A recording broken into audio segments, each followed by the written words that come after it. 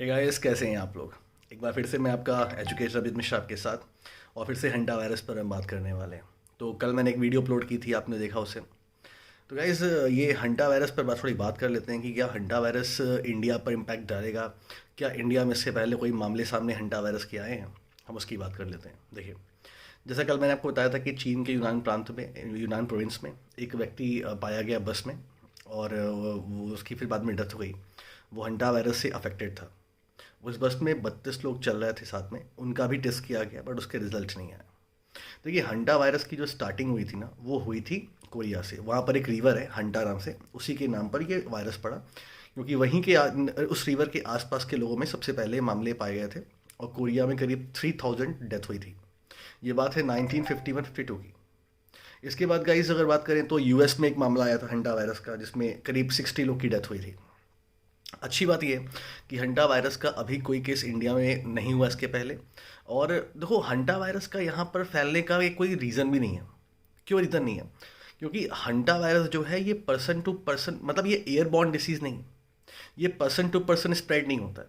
Hanta virus से कोई इंसान तभी अफेक्ट होगा जब वो किसी चूहे का, जैसे फॉर एग्जांपल कोई रैट है, कहीं रहता है, मतलब मे बी अब वो आपके घर में रहता है, सफाई में अपने हाथ से टच कर लिया उसका, जो वहाँ जहाँ वो रहता है गंदगी किया रहता है ना, उसका यूरिन है, उसका मतलब कुछ भी, उसका नेस्ट है, गंदगी जो भी है, अगर आपने टच कर लिया उसे, और फिर उसके बाद आपने अपने हाथ धोए बिना अपने चेहरे को टच कर लिया, तो ये वायरस इस तरह आपके अंदर जाता है।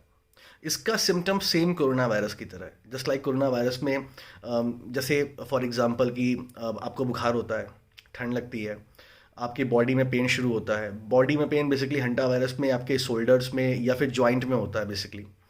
तो सिम्टम लगभग सेम है। और एक चीज़ और सेम है कि ना तो कोरोना वायरस का कोई इलाज है और ना तो हंटा वायरस का अभी तक कोई इलाज है। तो इंडिया में ये स्प्रेड बिल्कुल नहीं करेगा। हाँ, लेकिन फिर भी अभी देखो यार, क्या है ना कि मतलब मुझे ऐसा लगता है कि एक कंपटीशन चल रहा है दुनिया में, कौन सा देश ज़्यादा वायरस, खतरनाक वायरस प्रोड्यूस कर सकता है ना। और ये धरती भी हमारे वेरी लायक नहीं है, हमें धरती छोड़नी चाहिए, ऐसा लगता है कभी। तो अब आपको एक चीज़ करनी है बस। अगर आपके घर में कहीं चूहे वूहे रहते हैं, गंदगी, तो पहले उसे साफ करिए। कोई भी चीज़ क्यों आप इनवाइट करेंगे उसे, है ना। तो कहने का मतलब कि इंडिया में इसके फैलने के चांसेस बहुत कम हैं, एकदम नहीं कि ना के बराबर हैं, इसलिए पैनिक होने की हमें बिल्कुल ज़रूरत नहीं है। दूसरी बात, हम एक प्रण करेंगे, हम एक दृढ़ निश्चय करेंगे कि हम ज़्यादा सफाई से रहेंगे, क्योंकि कोरोना वायरस हो चाहे हंटा वायरस हो, सफाई ही हमें इससे निजात दिलाएगी, है ना। तो इंडिया में हंटा वायरस का अभी कोई केस सामने नहीं आया है, न फ्यूचर में आने की उम्मीद है। चाइना में केस सामने आया है और चाइना भी इसको बचा ले जाएगा, क्योंकि चाइना ने कोरोना वायरस पे भी ठीक ठाक काम किया था जब ये केस काफ़ी तेज़ी से बढ़ रहा था। तो बिल्कुल भी डरने की ज़रूरत नहीं है, बिल्कुल परेशान की ज़रूरत नहीं है। हाँ, आप सफाई रखें। आई होप कि आप मेरी बात समझेंगे। Thank you so much guys, आपने वीडियो देखा।